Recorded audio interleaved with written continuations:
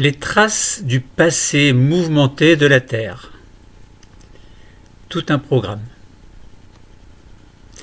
Accrochez-vous. Nous allons essayer d'abord de repérer des traces d'anciennes chaînes de collision que l'on appelle des chaînes de montagne. Vous savez que les continents associent des domaines d'âge différents. Ils portent des reliquats d'anciennes chaînes de montagnes ou ceintures orogéniques, on a le choix pour les noms, issus de cycles orogéniques successifs. Ce que nous allons essayer de comprendre évidemment. Alors, pour cette étude, je vous propose que vous aussi vous fassiez des recherches, notamment observer la carte géologique mondiale que vous allez pouvoir trouver facilement sur Internet, afin d'identifier quelques ceintures orogéniques. Vous allez essayer de recenser et d'organiser les informations chronologiques sur les formations magmatiques et métamorphiques qui peuvent figurer, par exemple, sur une carte de France au 10 puissance moins 6.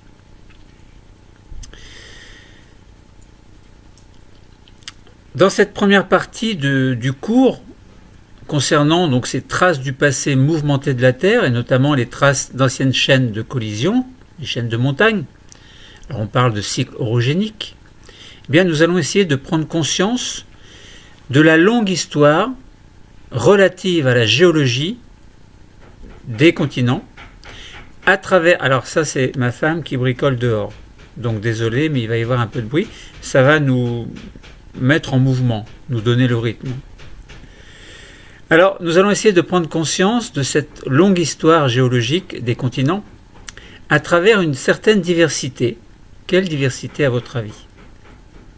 Eh bien, la diversité des âges des roches et la présence de quoi à votre avis? Eh bien, de ceintures orogéniques qui seront plus ou moins anciennes. Essayons de comprendre cette notion de ceinture orogénique. Prenons l'exemple d'une ceinture qui est très connue. C'est la ceinture alpine, qui est un relief qui marque l'Europe et l'Asie. Tout le monde connaît les Alpes, du moins tout le monde, enfin tout le monde, non peut-être pas tout le monde en fin de compte. Bon, les Alpes sont des montagnes françaises qui sont relativement connues, au moins pour les Français, par les Français. Alors, passage de la notion de chaîne de montagne à la notion de ceinture orogénique. Ça veut dire, entre guillemets, que si on parle des Alpes, on doit parler de ceinture orogénique. Est-ce que c'est bien cela? Une ceinture orogénique, c'est un ensemble de montagnes, plus exactement un ensemble de chaînes de montagnes, qui vont partager une même histoire géologique. Par conséquent, si vous imaginez les Alpes et les Pyrénées, à votre avis, ou le Massif central, est-ce que ces trois montagnes ont les mêmes origines? Est-ce qu'elles ont les mêmes âges? Est-ce qu'elles sont toutes trois issues d'une même ceinture orogénique? Alors, si vous réfléchissez bien, vous allez vous apercevoir que non.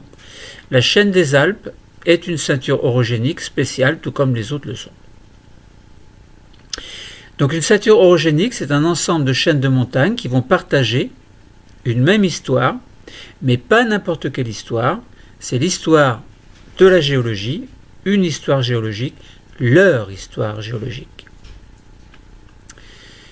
Alors, vous allez essayer de trouver un document qui va vous permettre de localiser les principales ceintures orogéniques à la surface de la Terre. Allez-y, cherchez le document. Une fois que vous avez trouvé ce document, vous le regardez, vous étudiez un petit peu, et on peut continuer l'étude en datant ces ceintures orogéniques. Donc essayez de les dater si vous arrivez à trouver un document. La notion de cycle orogénique est importante. Cette notion de cycle orogénique, elle se fait en développant l'idée que des ceintures orogéniques se sont régulièrement formées dans l'histoire de notre belle planète Terre par collision entre des massifs continentaux. Massifs continentaux. Vous pensez tout de suite à lithosphère continentale. Lithosphère océanique? Non. Lithosphères continentaux? Collision entre deux lithosphères continentaux? Oui. C'est quoi une lithosphère? Alors, lithosphères continentaux, une lithosphère continentale, des lithosphères continentales, si on parle des continents. La lithosphère, vous vous souvenez, c'est une croûte et une partie du manteau que l'on appelle le manteau lithosphérique. Donc dans ce contexte-là, ce sera le manteau lithosphérique continental, c'est-à-dire sous la croûte continentale, constituée essentiellement de granit, alors avec des roches évidemment qui peuvent être retravaillées, des roches métamorphiques, on peut avoir dessus des roches sédimentaires également. Bon, mais globalement, le socle continental, c'est plutôt un socle granitique. Alors, bien sûr, suite au phénomène d'érosion, vous allez avoir une plus ou moins grande diversité de roches à l'affleurement. Alors, les roches à l'affleurement, ce sont des roches que vous allez pouvoir voir lorsque vous vous promenez, par exemple, vous voyez des roches. Elles sont à l'affleurement. Elles le sont devenues par divers mécanismes, entre autres, par exemple, l'érosion. Vous prenez nos falaises de Normandie, par exemple, Étretat, Fécamp, le Cap de la Hève, etc. Vous avez des falaises calcaires, une alternance de strates calcaires, de la marne, des argiles, des silex également. Eh bien, vous voyez ces roches. Mais ces roches, lorsque vous allez, par exemple, dans un champ, vous avez la terre, et sous la terre, vous avez la roche. Donc, ça veut dire que la terre s'est mise sur la roche. Tout comme les sédiments peuvent se mettre sur un socle granitique. Bon, vous avez compris l'allusion. Alors, cette diversité des roches à l'affleurement va nous permettre de distinguer de grands ensembles structuraux. Vous allez avoir des massifs correspondant aux montagnes, que l'on appelle des massifs montagneux, mais vous allez avoir également des bassins sédimentaires. C'est quoi un bassin sédimentaire? Eh bien, c'est un bassin sur lequel il y a eu des sédiments. Donc, c'est un bassin sédimentaire. Donc, ces ensembles structuraux sont des bassins sédimentaires et vous allez pouvoir trouver, bien entendu, des massifs montagneux. Vous pouvez zoomer sur deux zones situées dans le massif central, sur, par exemple, et rechercher sur Internet, l'anticlinal de Tulle, T-U-2-L-E. Allez-y, faites la recherche. Dans le massif central, l'anticlinal de Tulle. Regardez, observez, essayez de comprendre. Également, vous allez aller trouver un autre document dans les Alpes, le massif des Écrins. Alors, lorsque l'on parle des Écrins, en fait, ça me fait rêver. Bon. Mais d'autres endroits dans les montagnes sont à faire rêver. Alors, vous allez trouver donc, dans le massif des Écrins, donc vous allez pouvoir relever des informations sur les structures et les formations géologiques qui vont caractériser ces orogénèses hercyniennes et alpines. Vous voyez déjà, on a la notion d'orogénèse, de deux orogénèses différentes, hercynienne, alpine. Vous allez dans le massif central, vous allez peut-être penser à orogénèse hercynienne, vous allez dans les Alpes, vous allez peut-être penser à orogénèse alpine. Donc là, déjà, vous voyez, vous avez deux notions identiques, mais qui ne se sont pas déroulées en même temps, peut-être. Bon. Alors, l'âge des ceintures orogéniques peut être estimé. Vous allez déterminer l'âge des roches continentales qu'elles recoupent. Alors, Vous avez les ceintures orogéniques, vous avez des périodes également. Les périodes, eh bien, c'est le temps. Une certaine période, par exemple, si vous dites de aujourd'hui à dans un an, c'est une période.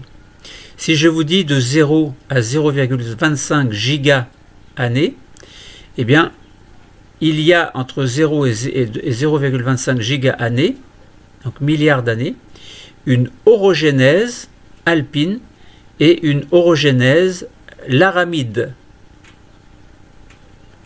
Donc ce sont encore des ceintures orogéniques différentes par rapport à celles que l'on a vues tout à l'heure, du moins concernant l'orogénèse du Massif central. Ensuite, de 0,25 à 0,7 giga année, vous avez eu l'orogénèse hercynienne et l'orogénèse calédomienne. Donc vous voyez, tout à l'heure, on a dit orogénèse alpine, orogénèse hercynienne. Lorsque vous parlez d'orogénèse hercynienne, vous pensez peut-être à Massif central. Alors peut-être que le Massif central s'est formé après les Alpes, ou avant les Alpes. Peut-être après les Alpes. Alors vous allez me dire, mais dans le Massif central est moins haut que les Alpes, que les plus grands sommets des Alpes. Pourquoi ? Alors que l'orogénèse alpine s'est formée avant et l'orogénèse hercynienne s'est formée après. Bon, à la limite, ça peut être logique. Ce qui se forme avant peut très bien être plus grand que ce qui se forme après. On est d'abord un enfant avant d'être un adulte. Bon. Alors, de 0,7 giga année à 1,7 giga année, on a l'orogénèse panafricaine et l'orogénèse granvillienne. Et de 1,7 à 4 giga année, on a des orogénèses très anciennes. Donc essayez maintenant de trouver une carte géologique de France qui vous permette d'identifier les structures et les formations géologiques qui caractérisent certaines ceintures orogéniques. Alors évidemment, on ne va pas toutes les étudier. On étudie simplement quelques exemples.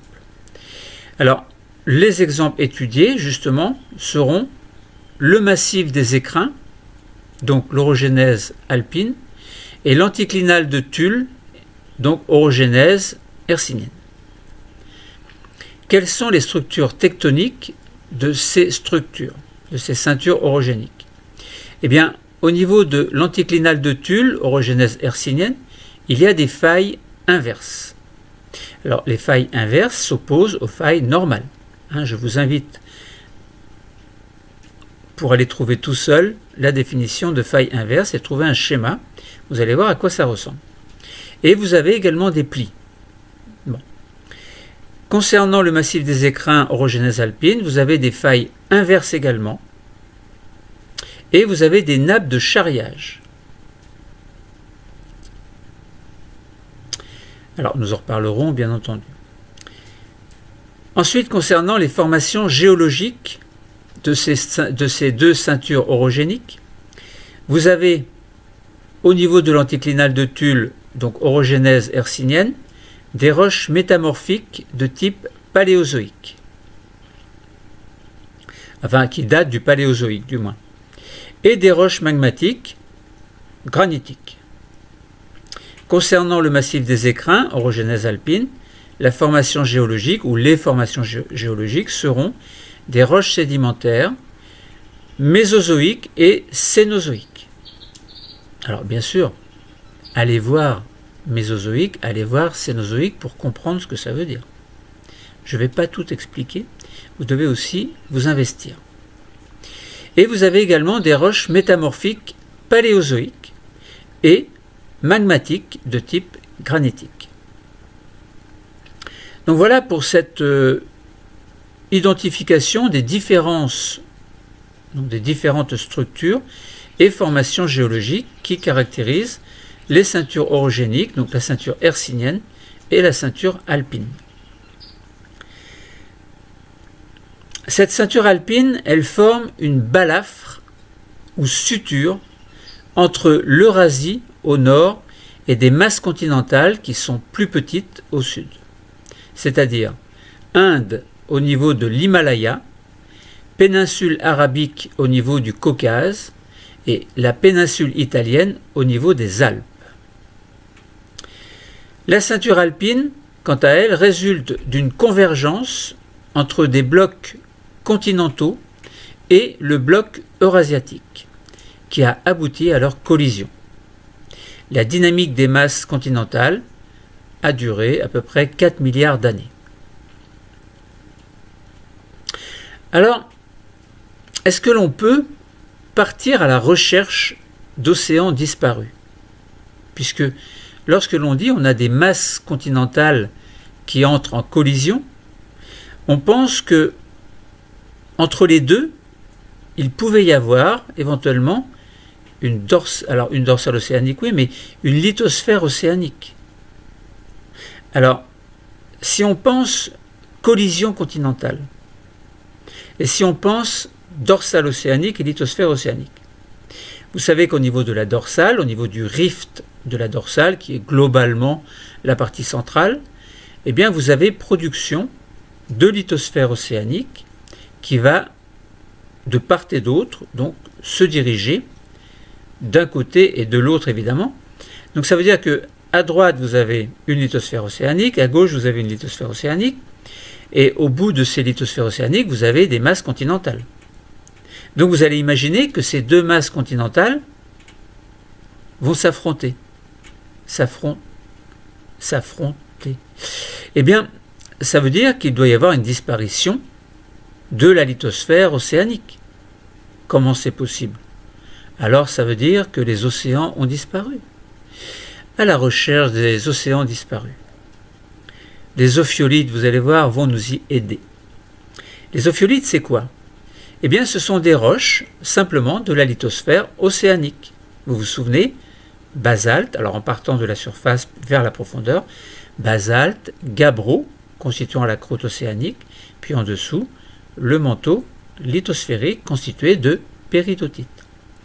Et ce manteau lithosphérique avec la croûte forme la lithosphère océanique. Donc les ophiolites sont des roches de la lithosphère océanique. Alors vous allez me dire, les ophiolites, c'est une succession de basalte, gabbro et péridotite. C'est presque ça. La présence de complexes ophiolitiques formant des sutures au sein des chaînes de montagnes témoigne de la fermeture des domaines océaniques suivie de la collision des blocs continentaux par convergence de plaques lithosphériques. Voilà, tout est dit. En quelques mots, maintenant, il va falloir le démontrer. Je vous propose, pour que vous ayez certaines capacités, je vous propose de recenser, d'extraire et d'organiser des données de terrain ou cartographiques pour argumenter sur l'origine océanique d'un complexe ophiolitique à partir de données pétrographiques. Vous vous souvenez, la pétrographie, c'est l'étude des roches, et des données minéralogiques. Mais vous pouvez également recenser, extraire et organiser des données de terrain ou cartographiques pour argumenter sur l'idée de suture. Donc vous pouvez avoir des données cartographiques, par exemple les Alpes ou l'Himalaya. Alors nous allons faire ça ensemble, je vais vous guider pour que vous ne soyez pas perdus. Alors se pose le problème du devenir des anciens domaines océaniques qui séparaient jadis, quoi? Eh bien, je vous en ai parlé tout à l'heure. Vous avez oublié? Eh bien, des blocs continentaux, puisque les blocs continentaux sont entrés en collision. Et que si entre les deux, il y avait une lithosphère océanique, c'est bien qu'elle a disparu. Bon. Alors, nous allons essayer de la retrouver. Les ophiolites nous ont donné des indices. Alors, nous allons rechercher les indices de ces océans disparus au niveau des chaînes de montagnes. Eh bien oui, parce que s'il y a eu une collision entre deux massifs continentaux, et si entre les deux il y avait la lithosphère océanique, elle est bien quelque part. Rien ne se perd. Tout se crée, mais rien ne se perd. Alors, peut-être qu'elle peut disparaître d'une autre façon, de telle façon qu'on ne puisse pas la retrouver. Bon. Donc nous allons rechercher les indices de ces océans disparus au niveau des chaînes de montagnes en remobilisant des acquis que vous avez eus antérieurement, notamment dans les classes inférieures. Donc la formation de la lithosphère océanique et la subduction, vous connaissez, puisqu'on l'a déjà étudié dans d'autres cours. Une série ophiolitique classique que vous retrouvez dans le massif du Chenaillet. Où se trouve le massif du Chenaillet? Je vous donne un indice. Soit c'est dans le massif central, soit c'est dans les Pyrénées, soit c'est dans les Alpes. Dans les Alpes, eh bien, vous avez raison. Alors, la série ophiolitique du massif du Chenaillet correspond à une superposition du bas vers le sommet de quelle roche? Quelle roche? Péridotite. Ben oui, parce que tout à l'heure, on était parti du sommet pour aller vers la base, et là, on part de la base pour aller vers le sommet. Donc, on commence donc par le manteau lithosphérique. Donc, manteau lithosphérique, c'est quoi la roche? C'est la péridotite. Ensuite, on passe à la croûte océanique. C'est quoi la roche qui est sous le basalte? C'est le gabbro. Donc, on aura donc des péridotites, des gabbros et des basaltes dans la série ophiolitique du massif du Chenaillet. Donc, certains basaltes, d'ailleurs, au sommet, vont former des pilolavas. Ce sont des oreillers. Alors, non pas pour dormir, mais c'est le nom qui est donné aux basaltes qui ont pris lors de l'effusion de la lave suite à l'activité volcanique des dorsales océaniques. Eh bien, il y a eu des formes qui ont été prises, que l'on appelle des pilolavas, formes d'oreiller en fait. Donc cette série ophiolitique est une série de références qui permet de définir de manière tout à fait évidente la notion d'ophiolite. Et si vous retrouvez péridotite, gabbro, basalte dans les chaînes de montagne, prises entre deux massifs, entre deux masses, si vous voulez, ça veut bien dire qu'il y avait autrefois un océan et que sous cet océan, il y avait bien la lithosphère océanique qui s'est retrouvée piégée dans les chaînes de montagne, notamment dans les Alpes, puisqu'on parle de massif du Chenaillet. Alors il existe des massifs, enfin des séries ophiolitiques dans d'autres endroits. Il n'y a pas que le massif du Chenaillet. Alors, l'identification des ophiolites permet de dire, de certifier que ce sont des fragments de lithosphère océanique. Alors, essayez de localiser les ophiolites au sein des Alpes. Pour ça, vous faites des recherches sur Internet et vous allez trouver facilement les séries ophiolitiques au sein des Alpes qui sont en position de suture entre les deux masses continentales dont la collision a formé cette fameuse chaîne de montagnes, c'est-à-dire les Alpes. Alors, vous connaissez la réponse évidemment, mais que fait un morceau de lithosphère océanique à 2000 mètres d'altitude? Vous avez compris que cette lithosphère océanique a été entraînée vers les hauteurs suite à la collision continentale.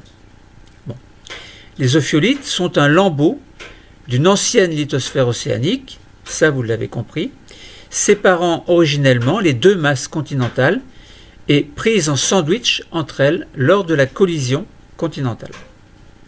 Donc les collisions évidemment ne se font pas brusquement, ça se fait sur des millions d'années.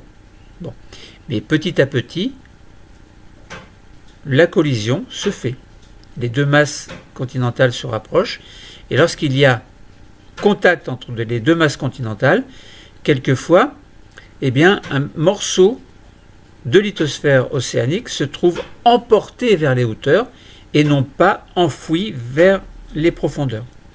Vous voyez ?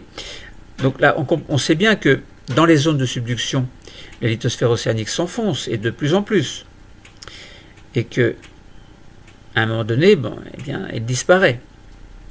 Mais il arrive que lors de contact entre deux masses continentales, un petit morceau de lithosphère subsiste et remonte et monte vers les hauteurs, c'est-à-dire par exemple vers 2000 mètres de hauteur, comme nous le voyons actuellement dans le massif du Chenaillet. Alors, vous pouvez observer à l'œil nu, et mieux encore au microscope polarisant, les trois roches, par contre, du complexe ophiolitique du Chenaillet. Alors, je vous invite à le faire, trouver des lames minces, soit observer avec votre enseignant, soit trouver sur Internet des lames minces de péridotite, de gabbro et de basalte, mais qui proviennent du complexe ophiolitique.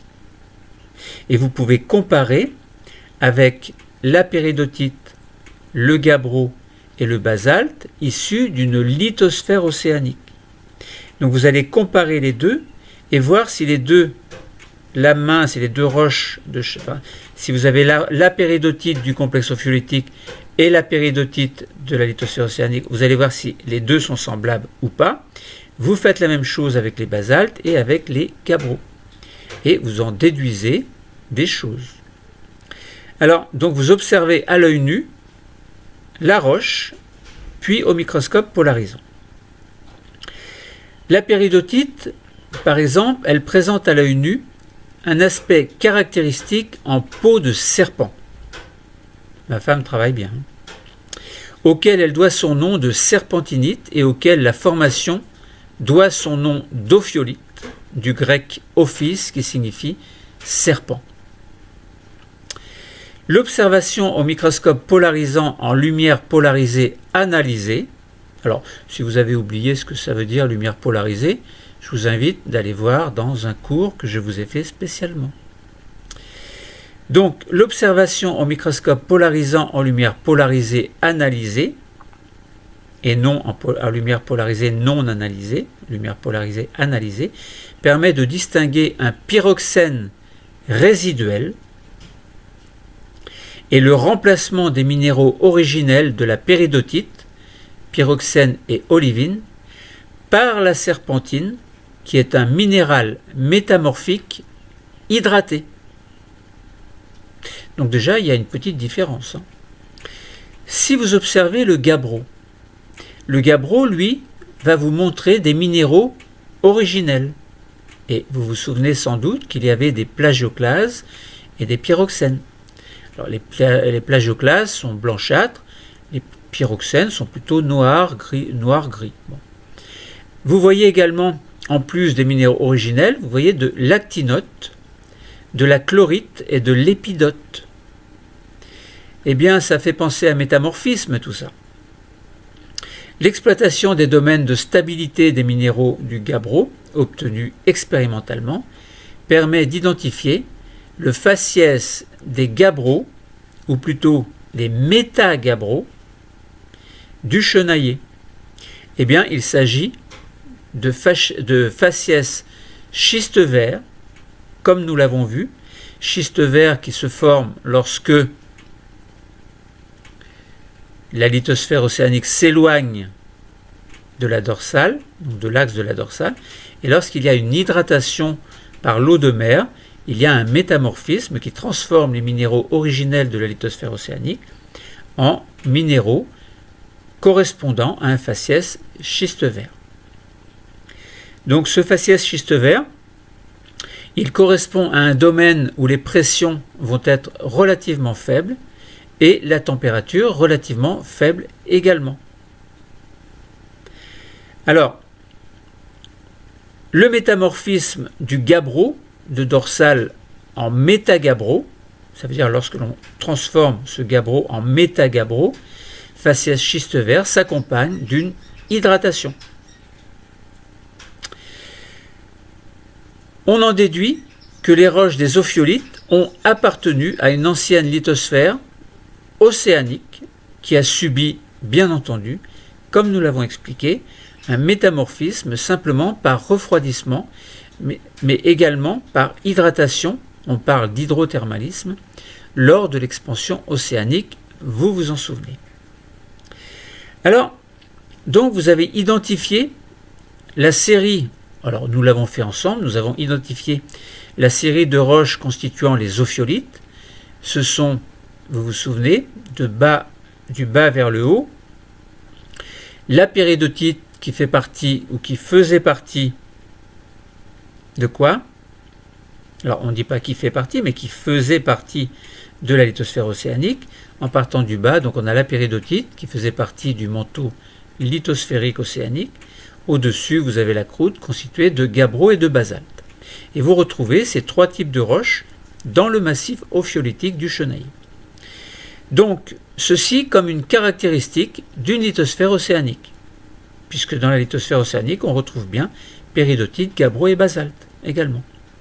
Et si vous retrouvez péridotite, gabbro et basalte à 2000 mètres de hauteur dans les montagnes, vous n'êtes absolument pas dans un océan, vous êtes en hauteur. Donc ça veut dire que ces ophiolites ont été transportés vers le haut, lors de la collision continentale. Alors, la présence de pilolavas est typique des dorsales océaniques, elle vient renforcer cette identification bien entendu, puisque au sommet de ces ophiolites, vous retrouvez bien des pilolavas correspondant à du basalte. Alors, le refroidissement subi par la lithosphère océanique doit être argumenté à partir de l'étude des gabbros du Chenaillier, dont la composition minéralogique, alors on avait vu qu'il y avait de l'actinote et de la chlorite, eh bien c'est caractéristique des métagabbros de faciès, schisteux. Alors je vous donne un indice, soit c'est éclogite, soit c'est bleu, soit c'est vert. Eh bien vous avez raison, c'est métagabbros, faciès, schiste vert, dans un domaine basse température et basse pression. Donc, alors formé bien entendu à partir du gabbro de dorsale initialement à plus de 700 degrés Celsius. Alors, l'hydratation subie par les roches peut être argumentée par ce que nous avons expliqué tout à l'heure, c'est-à-dire la serpentinisation des péridotites. Alors attention, la serpentine est associée à péridotite et non pas à gabbro ou à basalte. C'est-à-dire, donc, serpentinisation des péridotites, c'est-à-dire un métamorphisme par remplacement du pyroxène et de l'olivine par la serpentine qui, elle, est un minéral, mais qui est hydraté. C'est la différence. Alors, elle peut également être argumentée par l'étude des réactions métamorphiques qui ont accompagné la transformation du gabbro en une roche que l'on appelle le métagabbro à faciès schiste vert, nécessitant bien entendu la présence de l'eau. Alors, sur une carte géologique que vous allez pouvoir trouver, vous pouvez constater la position des ophiolites à la frontière d'anciennes plaques tectoniques et séparant les deux masses continentales qui sont entrées en collision. Vous pouvez interpréter donc la présence de complexes ophiolitiques comme un lambeau d'une ancienne lithosphère océanique, et nous l'avons expliqué tout à l'heure, qui a été pris en sandwich entre les masses continentales lors d'affrontements d'une force incroyable qu'on ne peut même pas imaginer, d'autant plus que ces forces se font petit à petit, et donc pris en sandwich, donc un morceau de lithosphère océanique pris en sandwich entre deux masses continentales, et ceci permet d'en faire un repère de la suture entre les blocs continentaux. Donc ça veut dire que vous avez deux blocs continentaux séparés par un complexe ophiolitique, eh bien ça veut dire que vous avez la limite entre les deux massifs, entre les deux masses continentales. Bon. Donc vous voyez que concernant ces ophiolites, il y a eu un passé où il y a eu beaucoup de choses qui se sont produites, un passé tumultueux qui s'est fait en douceur, mais en force également, et de manière inexorable. Et l'émergence de ces ophiolites résulte bien de certains phénomènes de subduction, mais également de phénomènes que l'on appelle obduction, qui sont suivis d'une exhumation. Alors, c'est un peu triste de parler comme ça. Concernant vos capacités, vous devez savoir établir les corrélations entre la composition minéralogique d'une roche et les différentes conditions de pression et de température déterminées par les contextes de subduction. Alors, les ophiolites, on n'arrête pas d'en parler. Ce sont des fragments d'une ancienne lithosphère océanique, On le sait bien ça. Actuellement en position de suture entre les chaînes de montagne, c'est-à-dire entre deux masses continentales. Eh bien, nous allons essayer de découvrir les mécanismes qui ont précédé le positionnement de ces complexes ophiolitiques au cours de la collision entre ces deux masses continentales. Alors, il y a un modèle de la mise en place des ophiolites de Bou Azer au Maroc. Intéressant. Lors de l'orogénèse panafricaine, par un autre mécanisme que vous ne connaissez pas tellement, que l'on appelle l'obduction de lithosphère océanique par-dessus la marge continentale avant la collision. Alors vous allez dire, c'est quoi cette obduction? Eh bien, les ophiolites, on l'a dit et on le répète sans arrêt, correspondent à des fragments de lithosphère qui ont subi une subduction avant d'être portés en altitude lors de la collision. C'est ce que nous avons expliqué précédemment. Alors, quelquefois, eh bien, on appelle cela des métaophiolites. Ces ophiolites sont appelés métaophiolites, quelquefois. Si vous faites, et vous allez trouver une coupe du mont Viso dans les Alpes italiennes. Allez-y, cherchez une coupe du mont Viso, V-I-S-O, dans les Alpes italiennes. Eh bien, si vous avez bien étudié cette coupe du mont Viso, vous allez vous apercevoir qu'elle présente un complexe ophiolitique formé d'écailles le long de failles. Vous avez remarqué?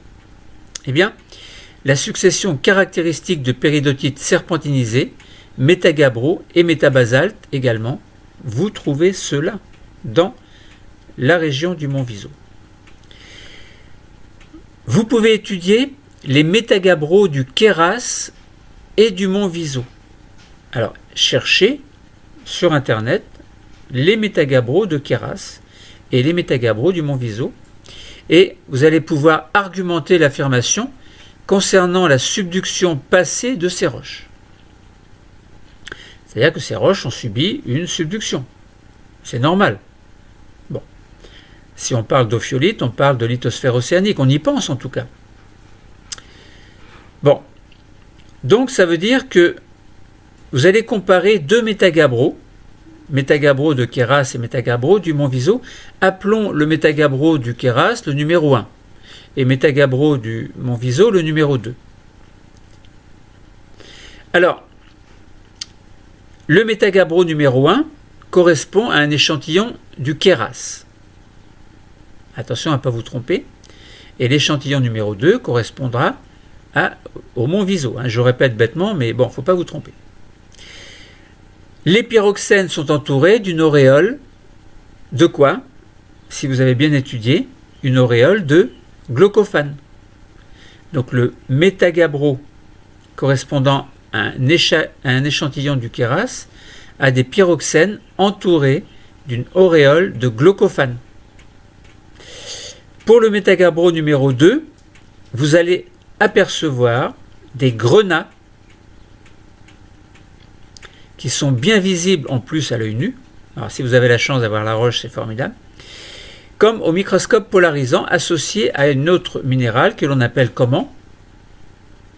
L'ombacite. Omphacite plutôt. O-M-P-H-A-C-I-T-E, dont nous avons déjà parlé dans d'autres cours, lorsque l'on a étudié certains métamorphismes. Donc, à partir de la composition minéralogique, vous allez pouvoir identifier les faciès de ces métagabbros et le domaine de stabilité de leur association en minéraux, c'est-à-dire de leur association minéralogique. Alors, nous allons comparer dans un tableau le métagabbro numéro 1, le métagabbro numéro 2, concernant la minéralogie, le faciès et le domaine de stabilité.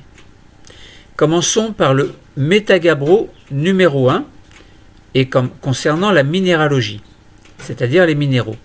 Vous trouvez des plagioclases, des pyroxènes et glaucophane.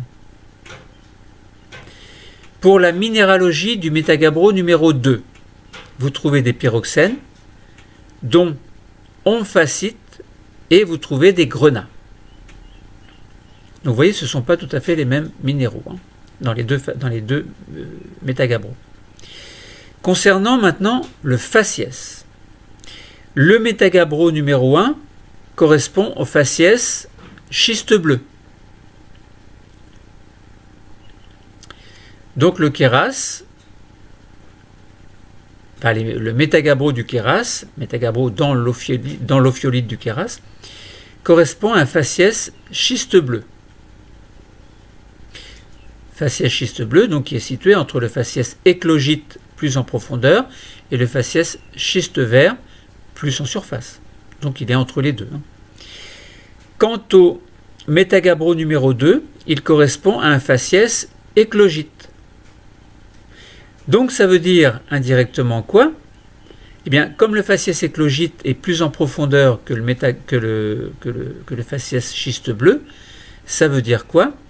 Mais ça veut dire que le mont Viso a été plus enfoui vers la profondeur lorsqu'il y avait encore la lithosphère océanique que le métagabbro, que le kéras en tout cas, que la lithosphère océanique correspondant au kéras. Alors maintenant, toujours concernant ces métagabbros 1 et 2, comparons les domaines de stabilité. Eh bien, pour le gabbro numéro 1, pour le métagabbro numéro 1, gabbro lorsqu'il n'y a pas eu de métamorphisme et métagabbro lorsqu'il y a eu un métamorphisme. Alors, domaine de stabilité, eh bien, basse température, inférieure à 400 degrés, et moyenne pression de 0,5 à 1,5 gigapascal. Concernant le métagabbro numéro 2, donc correspondant au mont Viso, eh bien, vous avez un domaine de stabilité basse température, entre 200 et 500 degrés, et une haute pression supérieure à 1 gigapascal.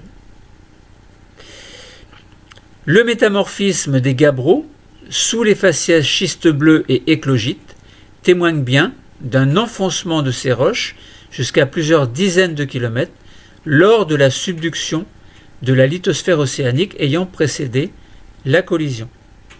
Donc vous voyez que lorsque cette lithosphère océanique se retrouve dans le massif du Kéras ou dans le massif du mont Viso, eh bien ça veut dire que la lithosphère océanique du Kéras a moins évolué vers les profondeurs que le mont Viso, que la lithosphère océanique correspondant au mont Viso. Bon, on retrouve les deux dans les massifs de chaînes de montagnes. Alors, donc, nous avons pu comparer des phénomènes qui ont permis de former les deux ophiolites. Dans les deux cas, les ophiolites ont été portés en altitude, donc en haut des chaînes de montagnes, alors pas forcément en haut, mais en tout cas vers les hauteurs, et en position de suture lors d'une collision continentale, mais les phénomènes précédant cette collision sont différents. Donc dans les deux cas, on a bien eu une lithosphère océanique qui a été portée vers les hauteurs suite à la collision continentale, mais c'est ce qui a précédé cette collision, c'est différent dans les deux cas. Concernant les ophiolites de Bouazer, ils proviennent d'une obduction, c'est-à-dire du charriage de lithosphère océanique par-dessus la lithosphère continentale. Alors, ce n'est pas commun, évidemment, puisque la lithosphère océanique est plus dense que la lithosphère continentale. Alors, donc ça veut dire que il y a eu un charriage de lithosphère océanique par-dessus la lithosphère continentale concernant les ophiolites de Bouazer qui proviennent d'une obduction, alors que les ophiolites du mont Viso proviennent d'une lithosphère océanique qui a subi une subduction, c'est-à-dire un enfoncement de la lithosphère océanique dans la sténosphère, bien entendu sous la lithosphère continentale.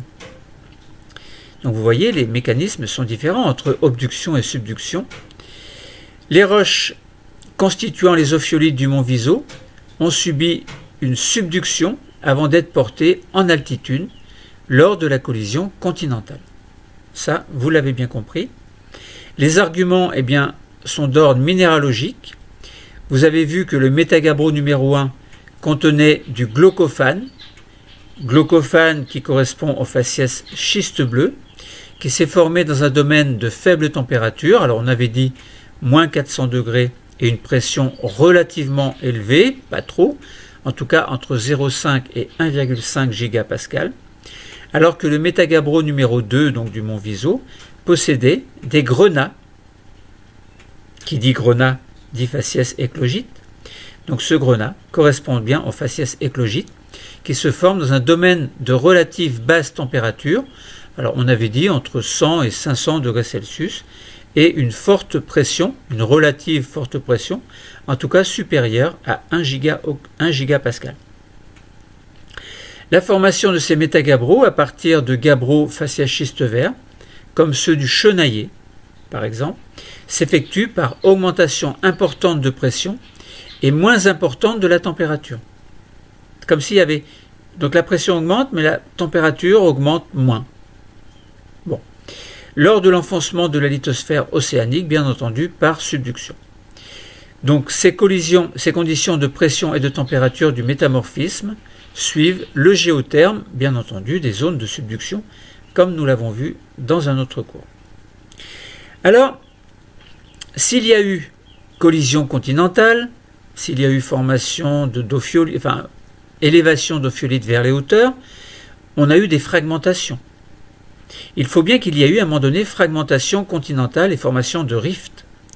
Et si nous parlions de rifts et de fragmentation continentale, alors on peut parler de rifts au niveau des dorsales océaniques, mais on parle de rifts également au niveau des continents. Rifts continentaux. Les deux rifts sont différents, leurs mécanismes, puisqu'il y a sans doute des mécanismes qui se passent dans ces endroits, eh bien les mécanismes sont différents également. Les stades initiaux de la fragmentation continentale correspondent aux rifts continentaux. C'est ce que nous allons essayer de comprendre ensemble.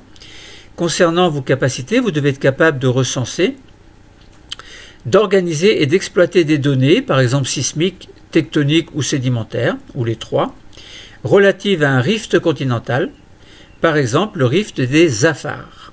Ah, rift des Afars. L'origine de l'homme, tout un programme. Alors, vous avez découvert comment certaines ceintures orogéniques témoignent du regroupement de masses continentales suite à la fermeture de domaines océaniques, puis à la collision. Ça, vous l'aviez bien compris. Eh bien, nous allons aborder le mécanisme de fragmentation d'une masse continentale, cette fois-ci, par l'étude d'un exemple de rift actuel, le rift d'Assal, en Afrique de l'Est. Alors, Afrique de l'Est, Lucie, etc. Vous vous souvenez l'origine de l'homme? Bon, le berceau de l'humanité. Mais là, nous étudions non pas du point de vue de l'évolution des hommes, mais du point de vue de l'évolution, en quelque sorte, de phénomènes géologiques. Nous allons essayer de dégager les caractéristiques du rift d'Assal. Souvenez-vous bien que le rift continental et le rift océanique, c'est pas la même chose. Rift continental, vous connaissez, on a étudié. Rift océanique, pardon, vous connaissez, on a étudié. Rift continental, vous ne connaissez pas. Vous imaginez un morceau de terrain qui se coupe en deux. Allez, vous allez dire, c'est du rifting continental. C'est presque ça. Alors, nous allons essayer de dégager les caractéristiques du rift d'Assal. Vous allez essayer de localiser sur Internet le rift dans la région de l'Afar. Allez-y, faites-le. Et à l'intérieur d'un système de rift à la frontière de plaques africaines et somaliennes. Donc, localiser ce rift de la région de l'Afar à l'intérieur d'un système de rift à la frontière des plaques africaines et somaliennes.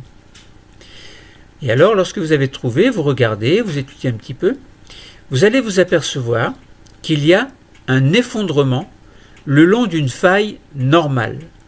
Allez voir ce que signifie faille normale. Nous en avons déjà parlé. Donc, effondrement d'une faille normale en contrebas duquel on retrouve des coulées basaltiques récentes et des dépôts évaporitiques de sel. Mystérieux, non? Essayez de repérer le parallélisme des failles normales le volcanisme axial basaltique, donc que l'on trouve au milieu. Essayez de localiser les dépôts évaporitiques en fond de rift et la tectonique en distension. Là, vous êtes bien, non pas dans une zone de convergence, mais dans une zone de divergence continentale, avec au milieu le rift continental. Vous allez pouvoir trouver une coupe également perpendiculaire à l'axe du rift qui met en évidence la topographie qui est produite par le jeu des failles normales qui bordent le rift, ainsi que la localisation de foyers sismiques. Et oui, ils sont toujours là, ces séismes, dont l'origine peut être reliée soit au jeu des failles, soit à l'activité magmatique sous l'axe du rift. Alors, vous pensez bien que si il y a un rift, c'est qu'il y a eu un écartement au niveau continental, et ça veut dire qu'en dessous, la pression va diminuer. Et si la pression diminue, qu'est-ce qui va se passer à votre avis? Eh bien, ça veut dire que l'asténosphère va remonter, qu'il va y avoir une fusion partielle, et qu'alors, vous allez avoir la formation d'une lithosphère océanique. Là, voilà notre origine de lithosphère océanique. Nous avions étudié les dorsales océaniques, mais là, on comprend un petit peu mieux qu'avant la formation des dorsales océaniques, il faut qu'il y ait un rifting continental. Et en conséquence de cet écartement de part et d'autre du rift continental, il y a donc un jeu de failles normal qui s'instaure, une diminution de la pression sous l'axe du rift et une remontée de l'asténosphère et formation d'une dorsale océanique en quelque sorte. Bon, ça c'est une parenthèse. Donc, je répète que vous avez trouvé une coupe perpendiculaire à l'axe du rift qui met en évidence la topographie qui est produite par le jeu des failles normales bordant le rift ainsi que la localisation des foyers sismiques dont l'origine peut être reliée soit au jeu des failles normales évidemment, soit, alors les failles normales, alors je vais vous en parler après, soit à l'activité magmatique sous l'axe du rift. Lorsqu'il y a un mouvement de convergence, vous avez des failles inverses. Lorsque vous avez un mouvement de divergence, vous avez des failles normales. Donc par exemple, au niveau des dorsales océaniques, c'est une zone de divergence, donc vous allez avoir des failles normales. Au niveau des zones de subduction, c'est une zone de convergence, donc vous allez avoir des failles inverses. Au niveau du rifting continental, vous allez avoir une zone de divergence, donc des failles normales. Donc cette coupe vous a montré en surface qu'il y a bien un effondrement le long de failles normales et un volcanisme dans la zone centrale du rift, et en profondeur, vous observez bien un amincissement de la lithosphère, dont la conséquence sera une remontée de l'asténosphère, comme je vous expliquais tout à l'heure, et la formation d'une dorsale océanique. Donc vous avez compris que sous le rift, l'amincissement crustal, donc de la croûte en fait, et la remontée de l'asténosphère à une profondeur correspondent ailleurs à celle de la croûte continentale. Donc vous avez montré sous le rift l'amincissement crustal et la remontée de l'asténosphère. Voilà. Il y a une certaine profondeur qui correspond ailleurs à celle de la croûte continentale. Alors, donc, si l'on définit les caractéristiques du rift dassal, on voit qu'il y a une tectonique en distension, tectonique relative à des continents, des failles normales avec un effondrement central, un volcanisme actif basaltique au centre du rift, des dépôts de roches sédimentaires évaporitiques au fond du rift. Donc s'il y a des dépôts, ça veut dire que les choses se font petit à petit, avec force, mais avec certitude. Et il y a une sismicité active le long des failles et au niveau de la zone magmatique. Le rift de la Fare donc, se trouve en régime tectonique distensif, donc ça veut dire écartement en fait, divergence, entraînant un amincissement de la lithosphère continentale. Vous vous souvenez, hein? Amincissement, différence de pression, remontée de la sténosphère. Ce régime tectonique en distension provoque un amincissement de la lithosphère qui s'accompagne en surface d'une fracturation de la croûte continentale le long de failles normales, parallèles, ce qui forme un fossé d'effondrement ou rift continental. L'amincissement lithosphérique est également à l'origine du magmatisme responsable de l'activité volcanique au centre du rift. Tout doucement, cette activité va se mettre en place. Et l'activité sismique, elle, est la conséquence du jeu des failles normales, mais aussi de l'activité magmatique. Parce que le magma, venant de la sténosphère, va remonter.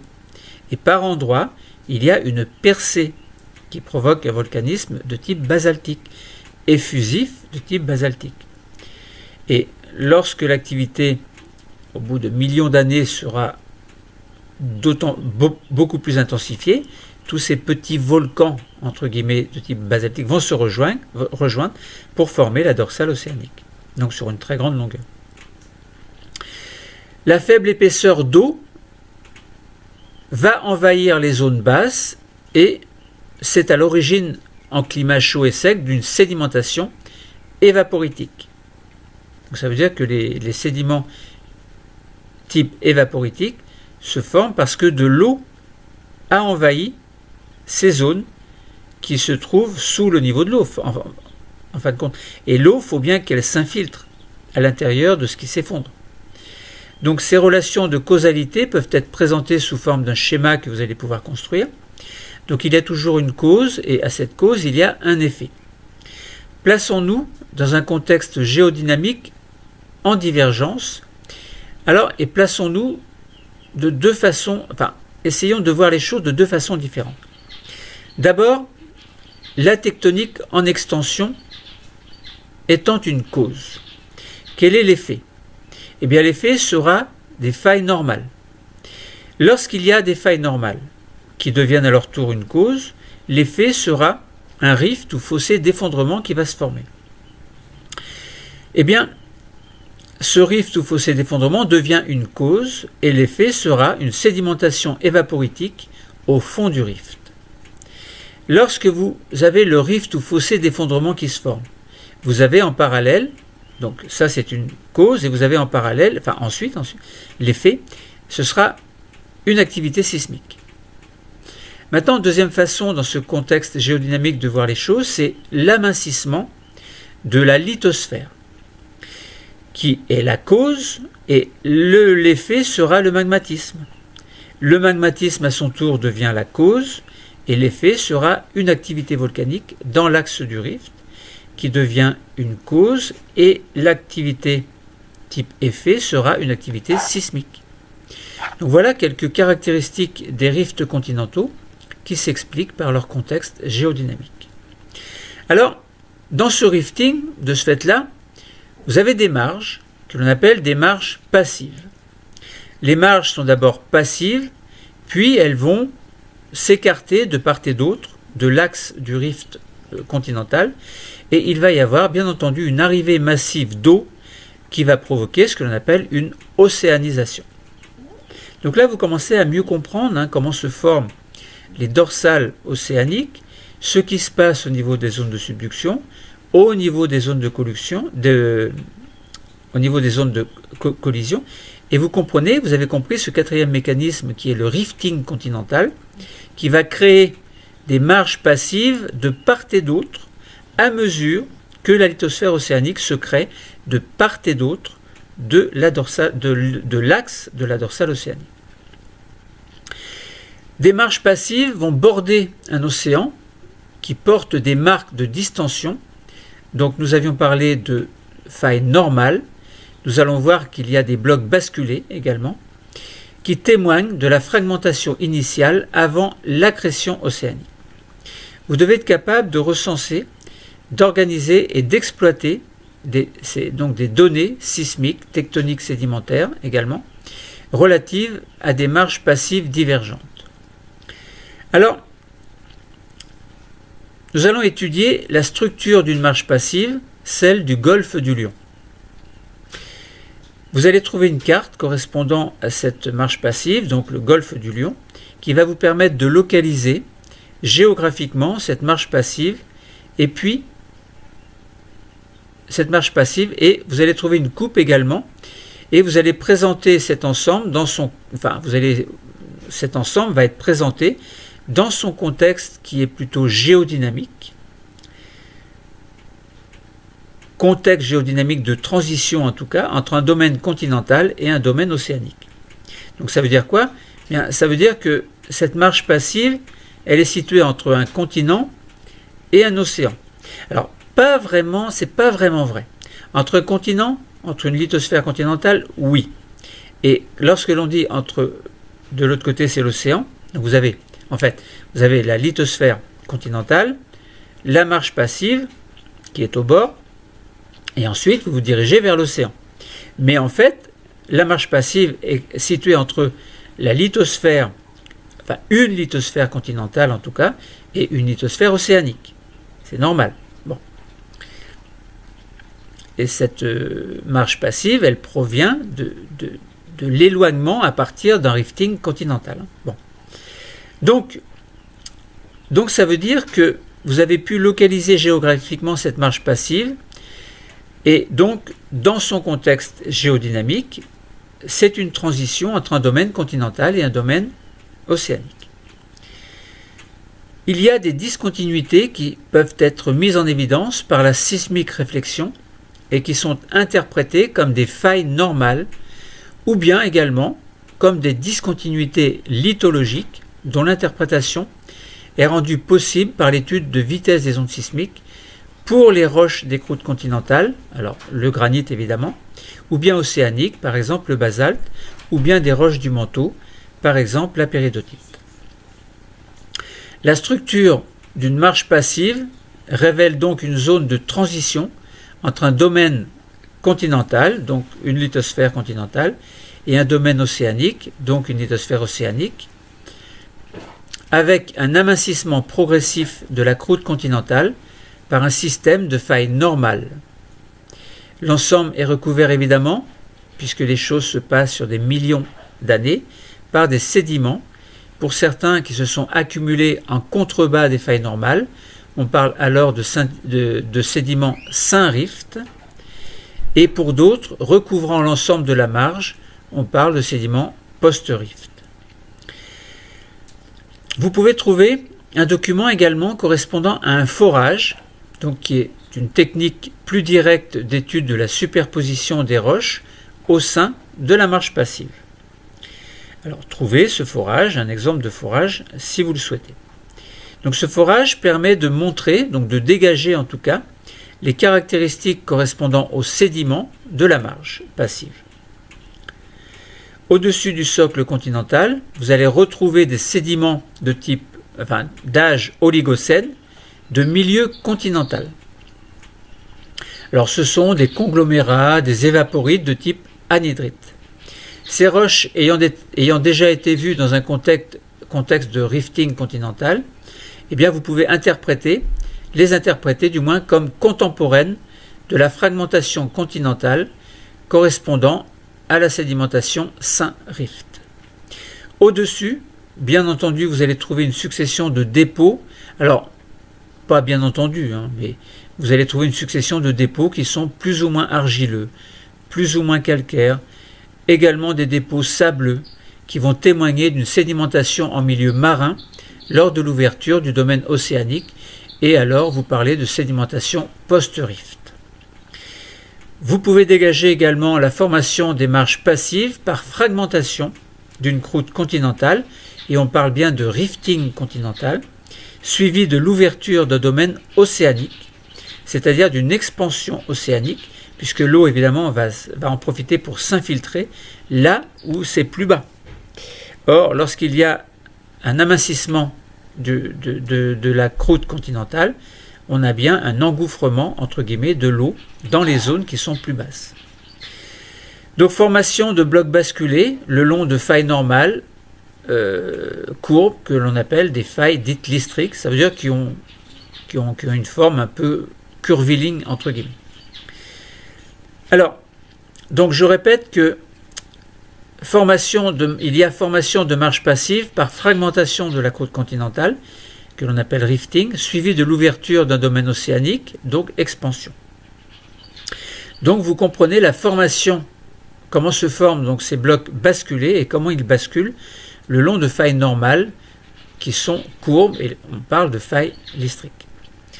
Alors, la vitesse des ondes sismiques, elle permet d'identifier donc des roches magmatiques constitutives de la croûte continentale. Alors vous vous souvenez, un socle continental, c'est un socle granitique, mais également de la croûte océanique, donc ça veut dire basaltique, et également du manteau, donc péridotique. Donc je répète que vous pouvez identifier des roches magmatiques constitutives de la croûte continentale, c'est-à-dire les granites, de la croûte océanique, basalte, et du manteau. Les failles que l'on avait appelées des failles normales peuvent être identifiées par le déplacement relatif des blocs de socle continental. Les sédiments peuvent être ainsi datés et être identifiés comme étant soit synrift, soit post-rift. Alors, vous pouvez faire un schéma, vous pouvez vous amuser à faire un schéma interprétatif du profil sismique. Alors, vous avez bien sûr, on peut partir du nord-ouest pour aller vers le sud-est. Et la profondeur, vous pouvez aller jusqu'à 15 km à peu près, si vous placez vos deux axes vers la profondeur. Vous délimitez un domaine continental d'un domaine océanique. Alors, domaine continental au nord-ouest et domaine océanique au nord-est. Donc, domaine océanique, vous avez donc la mer. Et dans le domaine continental, au fond, vous avez les sédiments synrift. Également des conglomérats en dessous de type conglomérat et anhydrite. Donc il y a de toute façon donc des sédiments qui se forment. Donc du côté du domaine continental, vous avez bien entendu des failles normales et vous avez en dessous le socle de la croûte continentale de type granitique. Alors vous avez du côté du domaine océanique bien entendu des sédiments post-rift de type d'âge miocène à actuel. Et vous avez en dessous, vous avez un socle de la croûte océanique de type basaltique et avec des gabbros. Autrement dit, en dessous, vous avez le manteau supérieur, évidemment, qui correspond à de la péridotite. Vous avez repéré également le socle de la croûte continentale de type granitique dont nous avons parlé. Donc vous pouvez repérer les sédiments et vous pouvez repérer également la vitesse des ondes P en kilomètres par seconde. Alors au niveau du socle de la croûte continentale, donc granitique, vous avez des roches dont la vitesse est de 5,9 à 6,2 à peu près. Dans la partie péridotitique, vous avez donc des vitesses d'ondes sismiques qui peuvent aller au-delà de 8. Et dans le socle de la croûte océanique, basalte et gabbro, vous avez des ondes qui peuvent aller à la vitesse de 6,7 à 6,9. Bon, vous pouvez vous amuser à faire ce schéma interprétatif. Nous, maintenant, nous allons comparer les deux structures, donc deux structures qui révèlent des points communs et des différences. Alors, quelles sont ces structures? Eh bien, on a des structures tectoniques, soit rift continental, soit marge passive. Alors, l'une découle de l'autre, évidemment, puisque à partir du rift continental, et par éloignement des deux demi-moitiés continentales, on obtient au bout d'un certain nombre de millions d'années une marge passive, évidemment. La marge passive étant la moitié d'un rift continental en quelque sorte. Alors, quelles sont les structures tectoniques du rift continental et de la marge passive? Eh bien, ce sont des failles normales, dans les deux cas. Quelles sont les caractéristiques sédimentaires? Eh bien, il y a des sédiments continentaux synrift de type conglomérat et évaporite dans les deux cas. Maintenant, quelle est l'activité sismique? Eh bien, uniquement au niveau du rift continental, vous avez une importante activité sismique qui est liée notamment au mouvement des failles normales. Mais il n'y a pas d'activité sismique, ou alors très faible, au niveau de la marge passive. Il ne se passe rien. Et c'est d'ailleurs pour ça qu'on l'appelle passive. Donc l'activité sismique est très faible ou absente parce que les failles ne sont plus actives, alors qu'elles l'étaient lorsque cette marche passive était plus proche du rift continental. Concernant l'activité volcanique, vous avez compris qu'au niveau du rift continental, il y a une importante activité volcanique de type basaltique à destinée dorsale océanique. Et au niveau de la marche passive, il n'y a pas d'activité volcanique. Donc ça veut dire que là où il y a des marches passives, les choses sont tranquilles. La marche passive correspond donc à la moitié d'un ancien rift continental, désormais inactif et séparé de l'autre moitié par l'ouverture d'un domaine océanique. On peut reconstituer deux grandes étapes de la formation de cette marche passive. Alors à l'époque, à la période oligocène, c'est-à-dire entre moins 34 et 23 millions d'années, il y a eu ce que l'on appelle une fragmentation continentale par formation d'un rift avec effondrement le long de failles normales actives et dépôts de sédiments continentaux sans rift qui remplissent les bassins sédimentaires dissymétriques, c'est-à-dire de conglomérats et d'évaporites en fait. Donc ce sont les sédiments continentaux sans rift. À l'époque miocène à aujourd'hui, ensuite, c'est-à-dire de 23 millions d'années à aujourd'hui, eh bien, il y a eu une expansion océanique qui a séparé les deux moitiés de l'ancien rift et recouvert des blocs basculés par dépôt de sédiments marins post-rift argileux. Donc ça veut dire que ces continents bougent et bougent encore entre la tectonique des plaques lorsqu'il y a des mouvements de divergence, des mouvements de convergence, il y a ce que l'on appelle la valse des continents. Ça veut dire quoi ? Eh bien, la dynamique de la lithosphère détermine ainsi différentes périodes paléogéographiques avec des périodes de réunion de blocs continentaux liées à des collisions orogéniques et des périodes de fragmentation conduisant à la mise en place de nouvelles dorsales océaniques, conduisant donc à la formation de lithosphère océanique. Vous devez être capable de reconstituer l'histoire géologique de la Terre et notamment sa paléogéographie, alors de manière très simple évidemment. Donc nous allons essayer de mobiliser les différents mécanismes que nous avons étudiés pour les replacer dans une reconstitution que l'on appelle paléogéographique et correspondant à l'histoire de notre belle planète bleue, afin de dégager cette notion de cycle orogénique. Alors on se limite, pour ne pas compliquer les choses, aux deux derniers 230 millions d'années, correspondant à une période pour laquelle les données paléogéographiques sont les plus complètes et les mieux connues. Alors peut-être pas les mieux connues, mais en tout cas les plus complètes et peut-être les plus sûres également. Ces reconstitutions permettent de révéler l'existence d'un supercontinent regroupant l'ensemble des masses continentales il y a à peu près 230 millions d'années, et ce supercontinent est appelé la Pangée. Qui n'a pas entendu parler de la Pangée ? L'ouverture du domaine océanique nord-atlantique s'est faite il y a 164 millions d'années, puis sud-atlantique participe ainsi, donc cette ouverture du domaine océanique nord-atlantique puis sud-atlantique, participe à la dislocation de la Pangée, donc à la fragmentation en plaques tectoniques. Entre l'Afrique et l'Europe, on peut observer l'ouverture d'un océan alpin, suivi de sa subduction et de la déformation et de la formation plutôt de la chaîne alpine. Une observation sous un autre angle permettrait de suivre le déplacement de la masse continentale indienne et la formation de l'Himalaya, ce que je vous invite par exemple à étudier pour vous détendre. Pour des périodes plus reculées, entre moins 600 et moins 300 millions d'années, bien que les reconstitutions soient plus hypothétiques, elles permettent de suivre un cycle continental complet entre deux périodes de regroupement des masses continentales, les supercontinents Pannotia, il y a moins 600 millions d'années, et Pangée, il y a moins 300 millions d'années.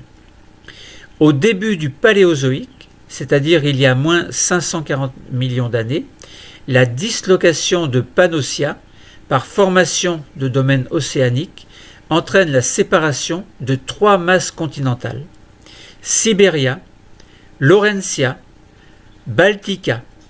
C'est joli, non?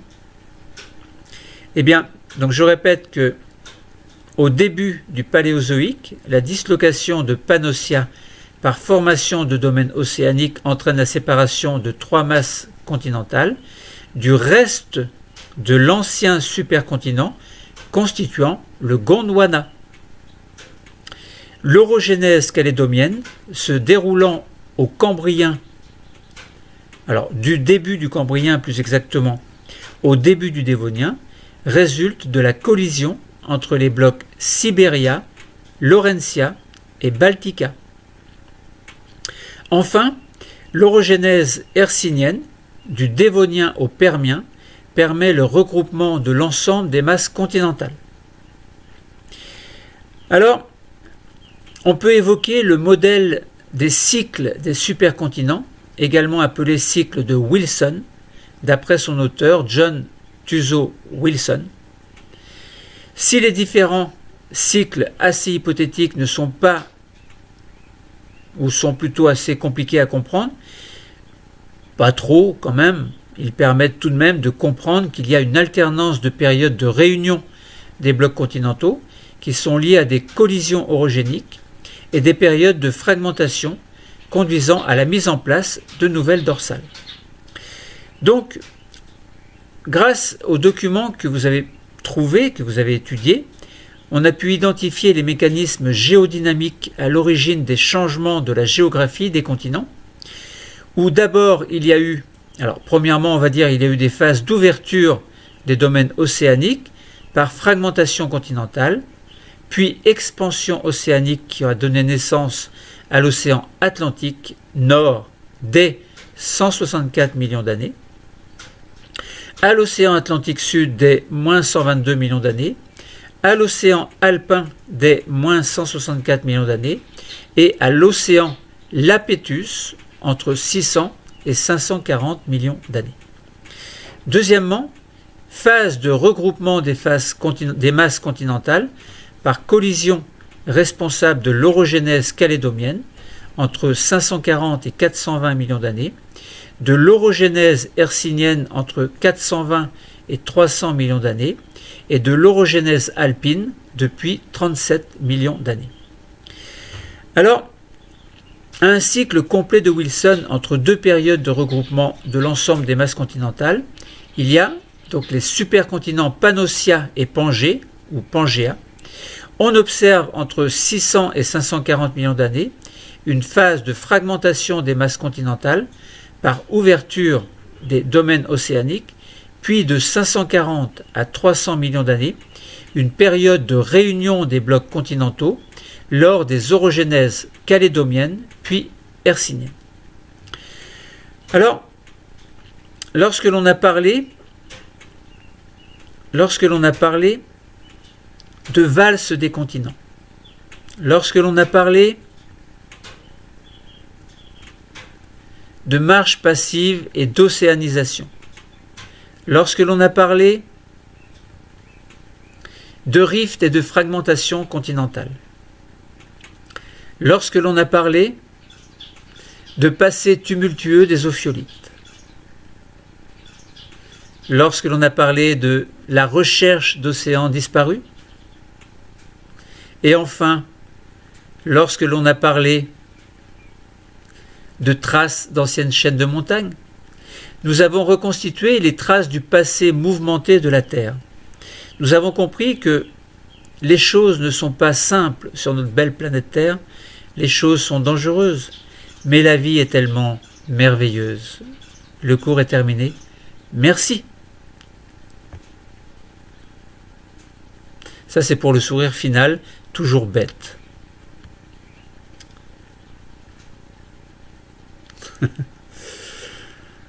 Bon, eh bien, mes amis, nous avons bien travaillé. Vous pouvez aller maintenant vous reposer ou apprendre vos leçons. Le cours est terminé. Merci. Bon, ça c'est pour la photo finale. Ça me fait toujours rire, ces photos finales. Bon. Waouh. C'était long.